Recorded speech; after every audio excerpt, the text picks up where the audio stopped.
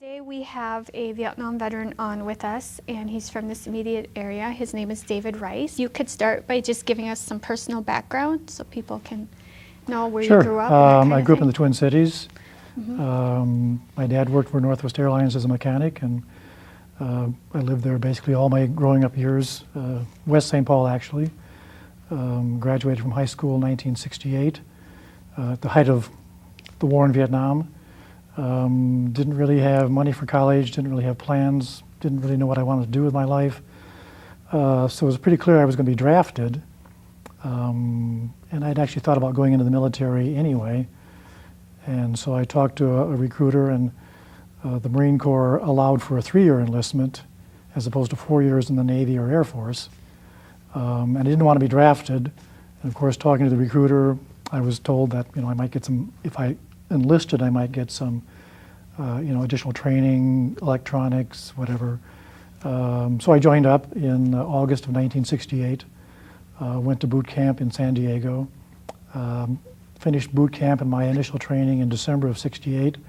I was lucky I got to spend Christmas at home for 68, had a 3-week leave, and then I left back to California for additional training at Camp Pendleton in January of 69, spent about 3 weeks at Camp Pendleton going through infantry training.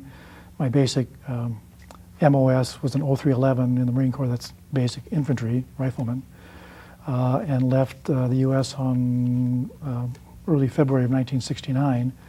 Flew to Okinawa first, spent a couple of weeks there, and then from Okinawa flew to Da Nang. So I landed in Vietnam late February of 1969, flying into Da Nang from Okinawa. Flew in with a couple hundred other Marines, spent one night in Da Nang, and then they shipped us out to our various units. I actually was put on mess duty for 6 weeks because of my last name. It sounds like a joke, but really, seriously, seriously, yes. I was an infantry rifleman. Yeah. All my friends were going to infantry outfits, and I got up to the desk and they said, "You're going on mess duty," and I sort of looked at them like, why am I going on mess duty? And they just said, "You're going on mess duty." And later on, I thought, I was putting two and two together, and I thought, for them, it was a joke. His last name was Rice. We'll put him on mess duty. So anyway, my first month or so in country, I was at a big mess hall at, I should back up a bit. From Da Nang, I flew to Dong Ha, and I was assigned to the 3rd Marine Division, and their headquarters was at Quang Tri, Northern 1st Corps. So I spent that first 6 weeks roughly at the base at Quang Tri, which was a huge base. It was the division headquarters. There was a large air wing there. So it was probably tens of thousands of Marines. It was the main base for the division anyway. I was on mess duty there. Once I finished that, they said, "Okay, well now you're a grunt. Where do you want to go?" And I remembered some of my friends had been sent to a company in 2nd Battalion, 4th Marines. And so I said, well, how about F Company, Fox Company, 2nd Battalion, 4th Marines? So they cut my orders for F Company 2-4, and I left Quang Tri for the bush about late April of 69, and took a convoy out Route 9 from Quang Tri up through Dong Ha, and then out to, we called it Stud, but Vandegrift. It was the largest forward base at the time in Northern I Corps. It was actually the replacement for Khe Sanh. Vandegrift was quite a large base for, I think probably at least the 4th Marines and the 9th Marines. And from there, I was there a couple of days, took a helicopter out into the hills where my company was, and joined Fox Company out in the far distant reaches of the Kamlo Valley about the end of April of 69. So that's how I got from boot camp to the bush in a nutshell. Okay, you say you went to the bush. Right. What do you mean for people to understand? Because we're not only talking to other veterans here, we're talking to non-veterans. Well, yeah, the 3rd Marine Division was basically responsible for the area of South Vietnam from, north of Da Nang, which was sort of the major Marine base, entry base, up to the demilitarized zone. So between Da Nang and the demilitarized zone, the 3rd Marine Division was responsible for that territory. And the main highway, north-south highway, is Highway 1. So what I mean by the bush was anything that wasn't on a base. The northern, it's actually 1st Corps, we call it I Corps, but up to the demilitarized zone was probably a stretch of country maybe 40 miles wide by 20 miles or 30 miles deep going south. Included Hue and Quang Tri and Dong Ha. These are cities on the coast. And then if you weren't on a base, if you weren't actually on some kind of a, like Vandegrift or the base at Quang Tri, anything else, the countryside, whether it was the flatlands, the rice lands near the ocean, or once you got west of Route 1, it became hills and then higher hills and mountains. So it was a very mountainous country. And the whole area west of Dong Ha and Quang Tri is really very hilly, very mountainous. And at that time, there were large resettlement areas around Dong Ha. So the countryside basically west of Quang Tri and Dong Ha had been, all the civilians had been basically either forced out or they had fled. So everything out there not on a base was open country, forest, hills, very few roads. Once we left Vandegrift out in the hills, there were no roads. So the only way we could get around was either by walking, and it's very rough country, it still is, very mountainous, heavily forested, very heavily forested, so it was really heavy jungle in much of the area, very difficult to move around. So we got around by helicopter, and they would take us from hill to hill, from base to base when they had our units moving around. So being in the bush meant you're basically out there in the wilderness, dependent on helicopters for resupply, everything from food, water, ammunition, getting the wounded out, bringing in other Marines. And anybody who wasn't a Marine in that area was North Vietnamese Army. So it was either us or the North Vietnamese, so there weren't any civilians around. I did spend some time on the flatlands around Quang Tri down to the ocean, and there were farmers, civilians in that area, but most of my time was spent up in the mountains, and there weren't any civilians up there, only Marines and North Vietnamese Army. What were your roles and duties then at that time? Well, I was infantry. I was a rifleman, so I was in a rifle company, and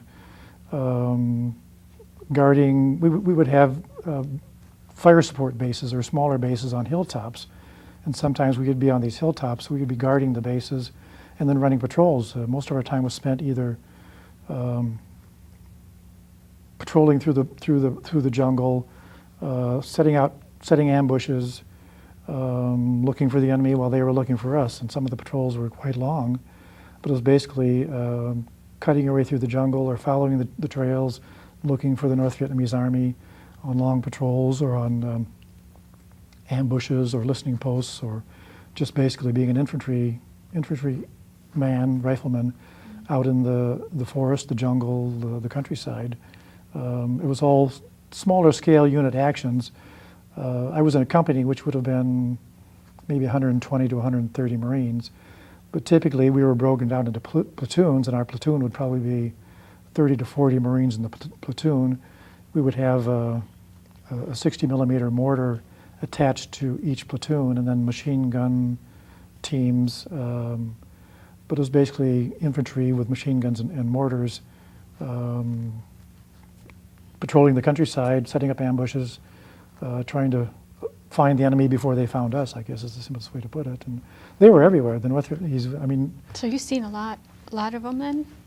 Well, you rarely saw them. I did actually see them once in terms of, we were on this one hillside where we were patrolling, and we looked back where we had just come from, and they were there on that hill we had just left, which was a very eerie feeling because it told us that they were always right around us. And what we decided amongst ourselves was that we were looking for them. They always knew where we were. We rarely knew where they were exactly unless there was an ambush or something. But you know, we would get mortared. Two of my friends died in an ambush. There was a helicopter crash where 12 Marines died. We had to go try to rescue them. I mean, just those things were going on all the time, and the war was going on all around us. It wasn't just us. The artillery bases were, I mean, day and night, 24 hours a day, were firing tens of thousands of artillery rounds into the countryside, pretty much nonstop. There were jets flying around, dropping bombs and strafing, and B-52s. You know, there were areas where the B-52s would come in and flatten the hilltops. So it was going on all the time, and it never stopped. It was always noisy. Things happening.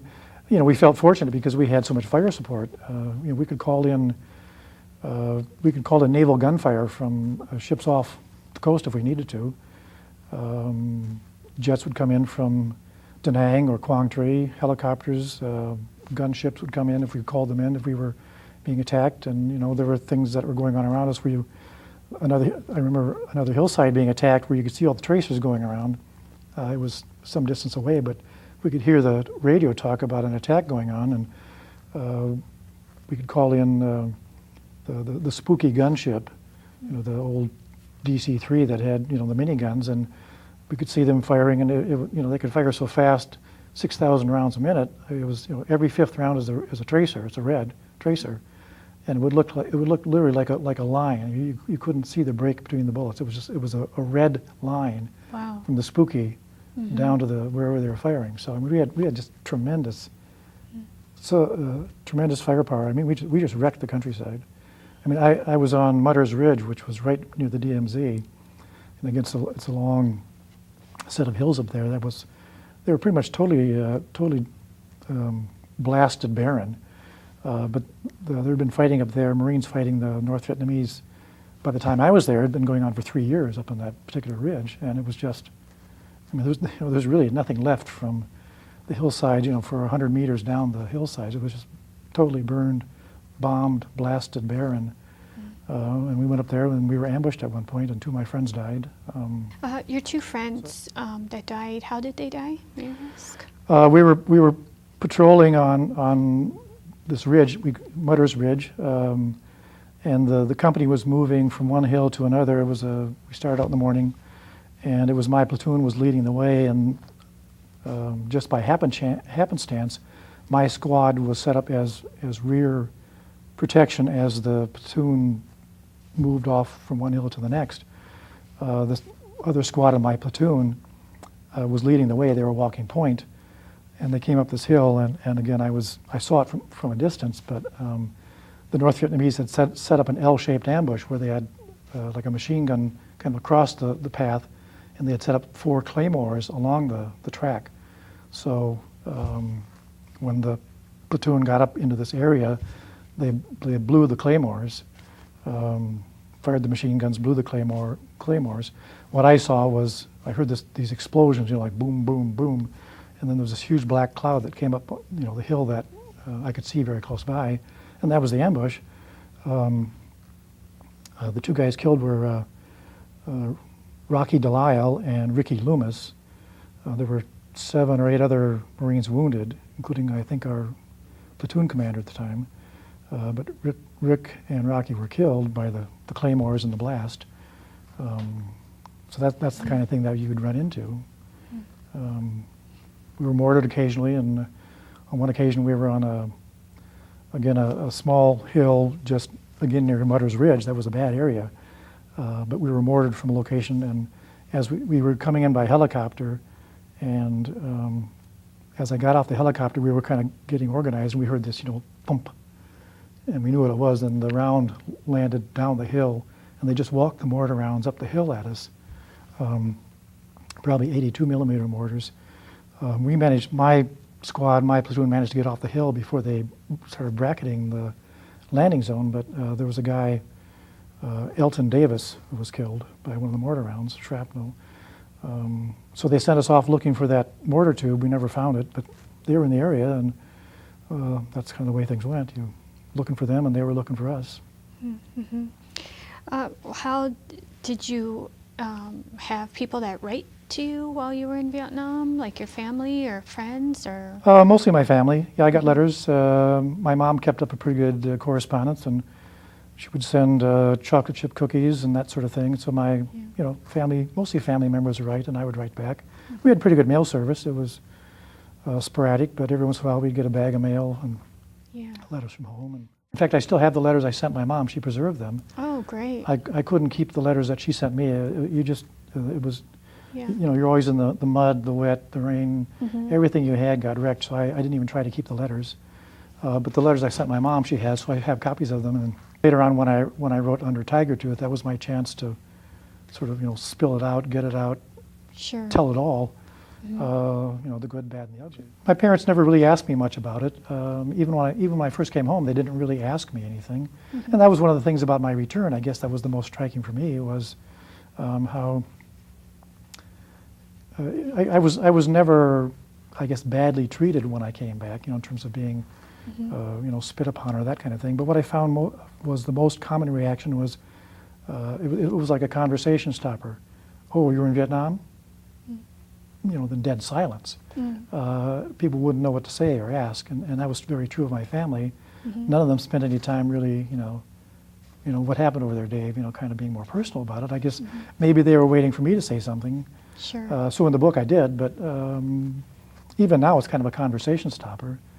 One of my prized possessions from being in Vietnam is I actually, while I was in combat over there, I managed to get a North Vietnamese Army pack. I mean, it's a genuine North Vietnamese Army backpack. It's a great piece of equipment, and I used it, and I still have it.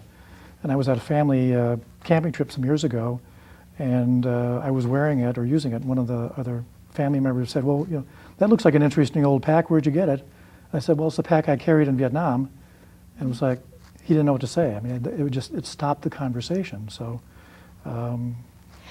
If people don't want to ask, I don't talk. If people are willing to talk about it, I'm willing to talk. But it is still a conversation stopper. And one of my best friends was a conscientious objector. But it's difficult to talk about. With him in particular, because of that? With him, yeah. We've never had a long conversation about it. And it's just, the politics are still out there. The divisiveness is still present with a lot of people. Oh, sure. So I kind of feel my way around in terms of, do people want to talk about it or not? I was just talking to someone recently who seemed very interested, so I was willing to talk about it and discuss it. But unless I feel comfortable because I think they're comfortable. My children have never asked me a lot of questions. All of them have read Under Tiger Tooth. So sure, okay. I guess that gets to be my excuse. You've read the story. Sure. Well, when we were over there, when I was over there with my daughter, we went into the out Route 9, which again was the major east-west road, into the mountains where I was. It went out to Khe Sanh, and we took a trip out there. So as we were going out into the mountains, I was telling her, more about, I was here, I was there, trying to explain kind of locations, because I was looking for places I'd been, and I saw some of them. In fact, I could see Mutter's Ridge from the road, and we actually drove through the area where Vandergrift was. It's all farmland now. And so I was explaining to her kind of, this is where Vandergrift was. It was a very large base. This is where I flew in and out of. And then when we got to Khe Sanh, which is kind of at the end of Route 9, there's Hill 950, which is right above Khe Sanh. And I had spent a month up there. So I was explaining to her, that's where I was for a month in '69. And it was right there. You could see the hill, which was very interesting to me. So yeah, I gave her some background. Yeah. We spent a lot of our time in Saigon, which I had never seen during the war. Sure. We went down to the Delta, Saigon. We spent time in Hue, Hoi An, sort of making our way north from Saigon. And I hadn't seen any of those places during the war. Bob Bloom had been in the Delta, so he was able to talk about that. But we were in a lot of, and we went to Hanoi too, and I obviously hadn't been in Hanoi during the war. So we were seeing a lot of places that were totally new to me as well. Which was very interesting. Well, right, because there's been veterans who've returned to Vietnam with me, and they were stationed more in the Central Highlands, and so they always heard about this Saigon. So when we went back, they definitely wanted to make it a stop in Saigon as well. So really, how can you go to a year, and some people even longer, of your life to a war, whether you've seen combat or not, but were connected and part of a war and had different experiences. You don't have to see combat to be affected, because there are people who develop close relationships with the Vietnamese people and have even left feeling sadness from having left friends behind. That's just one example. So how do you just go on from Vietnam? Is that really, really true? Well, I mean, no, initially? I guess, I mean, it's always present for me. And actually, when I left Vietnam, I left behind some of my closest squad leader friends, my squad leader, Joe Faltermeyer. And partly it was because the way the rotation system worked, you kind of came by yourself and left by yourself. So there were Marines that I had been with in the bush for weeks and months that stayed behind while I got to leave, just because of the rotation system. And I really left alone. I didn't go over there with the men I had trained with, and I didn't come back with the men I had served with. And that really bothered me, and I felt guilty about leaving them behind. I mean, I still feel a certain level of I should have stuck it out with them until we could all have come back together. As far as I know, they all made it back. Because I've looked on the wall to see, because I have their names, so I've checked the wall website to see if any of them were killed besides Rocky and Rick. But as far as I know, they all came back. Years later, I finally connected with my squad leader, Joe. We exchanged letters. I mean, that was a miracle to me. Yeah, how did that happen? Well, it was through the internet. Okay. Yeah, I mean, so much. You can do it nowadays. The connections have come really by accident through the internet. But for 30 years, I had no idea there was a helicopter crash where I, among others, had to go in and pull the bodies out. And I didn't know who these Marines were. They were part of my company, but I didn't know them personally. And it was only through 30 years later, through the internet, I was able to find. It's called papasmoke.com. It's a Marine Corps Helicopter Association website. And if you go on there, you can find all the helicopter crashes during the war from this website. And when I found the website, I said, I looked, because I knew it was May of 1969, and I found it, found the website, found the date, found the helicopter crash, found the names of all these 12 Marines who had died, whose bodies I'd helped put out of this ravine. It was like, it was a tremendous, in a sense, catharsis to know. And actually, again, through the internet, about 3 years ago, the brother of one of those Marines, he lives in the DC area, got in touch with me by the internet and invited me to come out if I was ever out in DC, and actually I was 2 years ago. I flew out and he met me at the airport, and we went to Arlington National Cemetery and found the grave of his brother. David Osborne was one of the Marines who died in this helicopter crash, and again, I was one of the people who helped pull the bodies out. And so Mike Osborne was asking me about his brother David's death, and just asking me about the helicopter crash. That was difficult, because I mean, some of his, I mean, I didn't want to volunteer information, because it was the worst thing I saw over there. But he was asking me questions about, just how bad was it, and I was trying to tell him, because his brother came home. It was a closed casket funeral, because as far as I know, there probably wasn't much left of him.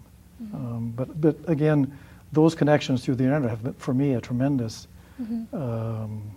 gift of being able to deal with Vietnam, understand it better, understand what happened to me. It's taken a long time, but through those connections, through telling your story, telling through my writing, story, just talking to people. Yeah, it's been those kinds of things have been a tremendous help. getting with other veterans. Yeah, it's ongoing. I belong to a group right now. It's called the LZ Russell Association. It's a group of Marines who are on this particular fire support base called LZ Russell, and we have an association, and we get money from our members, and we've actually helped build or rebuild a kindergarten near Dong Ha over the years, and so we still have this group that has had reunions, and we're in touch personally, and Wow. each of us has been able to do a short biography on our website. It's the LZ Russell Association website, so if people want to look at it, Okay. it's got a lot of photographs, and part of what I've really gained from these internet sites has been photographs. One thing I regret is not having taken a camera with me into the bush, and so I came back with no photographs. I had memories, but one reason to go back to Vietnam was so I could just see it and see if my memories were good. Sure. And they are actually, they're pretty good. But finding these websites where people with cameras could take Right. pictures of Russell and Da Nang and Quang Tri and Dong Ha and the Yeah. hills. I mean, all that now I've been able to find photographs of, Sure, which has sure. been a great gift again. Yeah. Yeah. Well, so it's important to tell your story. And if you could just kind of recap that again, you know, for other veterans out there, you know, why it is important to tell our stories. Well, as you mentioned, there's so much you experience in the military. I mean, it can be such a formative experience. I mean, it's so intense, even if you're not in combat. You know, for many people, just being in the military is perhaps the most intense thing they've experienced. You know, short of getting married and having children. But certainly, if you're in a war zone in combat, witnessing death, fearing your own death. Those emotions are so powerful and they never leave you. And I think somehow, however you express yourself, you know, whether it's just writing something to yourself, a diary, or talking to someone else, can be so important in terms of understanding what you went through, understanding your own emotions, and helping you deal with it. That telling your story somehow, however you do it, however you're comfortable doing it, is I think, very important. Mm-hmm.